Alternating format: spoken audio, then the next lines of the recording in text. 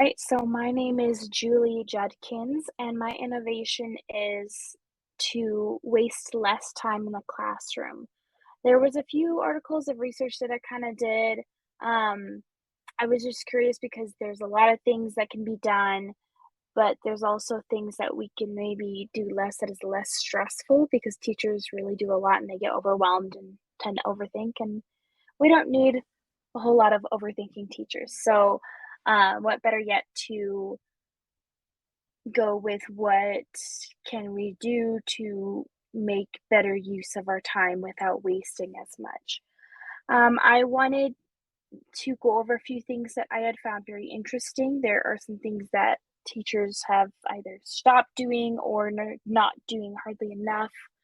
And I think grading is one of them. I think grading is not a bad thing. It is just that we can see where our students are and we can adjust our lessons depending on what's going on. And there was some other things I wanted to go over was yes, so correcting students' work, uh, and extra roles in the where that responsibility lies. Either is it, trying to coordinate where the responsibility lies for that practice of that student to do better in class as well.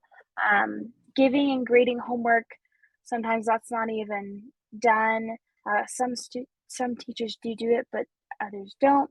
Making PowerPoints, there's a lot of time that can be wasted in that, whereas you can just use them as a way to be simplified and just literally an image, and you can just teach the way that it needs to be done. Um, Another thing that teachers haven't really been doing is keeping a paper grade book backup.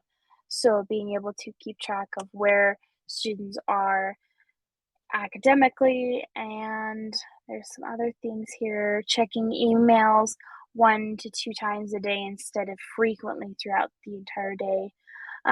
Those can be adjusted however meets the needs of the teacher versus their students. There's not a lot of letters going home or phone calls being called home as far as, oh, the student's doing great, or maybe there's some concerns that need to be brought up.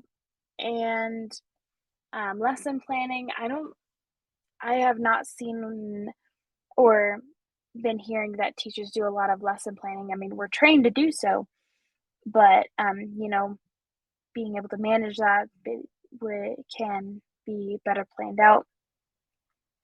And taking advantage of transferring responsibility. So, having teacher aides in the classroom, being able to introduce things ahead of time so they can know what to do, where they can put their focus on to take less of that pressure off of the teacher where there's a lot going on. And then teacher assistant can do grading, they can do tutoring, they can help with the newsletters and send those out. They can help by prepping a lesson with like co-teaching with the teacher, making sure the students are being on task and doing well in their group work, and making copies, like just these little things that can be done. Having an extra person there to do that, not maybe every time, but just kind of planning ahead. That's where that planning goes. Um, and then just, classroom organization with the library and the books. I think those are very important because when a teacher is disorganized, then so is the classroom. And I'm not saying her desk is a mess. No. I say when the lessons are not at all organized in a way, and the activities, if those are not in order, then things could just fall apart. Like the students can see straight through the teacher. And so when it comes to having an extra teacher in the classroom or even a teacher aide or even reaching out to parents to have parent volunteers and um, you know asking for help, it does help out. Students will begin to see, oh, there's other people here helping, this feels interesting. Like they'll start to question, but they'll kind of enjoy it.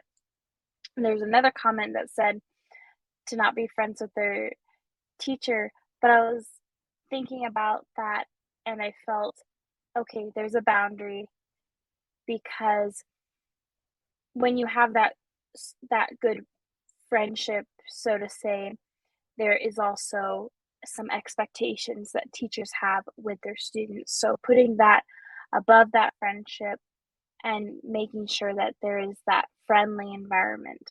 It's not that, oh, my students don't have to like me. No, no, they don't have to, but you don't need to tell them that either. That just gives them a bad view of the teacher. So, like, not wasting time on not necessarily things that could be adjusted in preparation before the students come. These are things that teachers can be working on and be trained so they can use their time to the fullest when they have students in their classroom and to think ahead.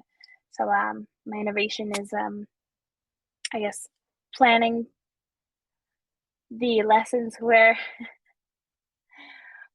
time is not as wasted. So, let me know what you think.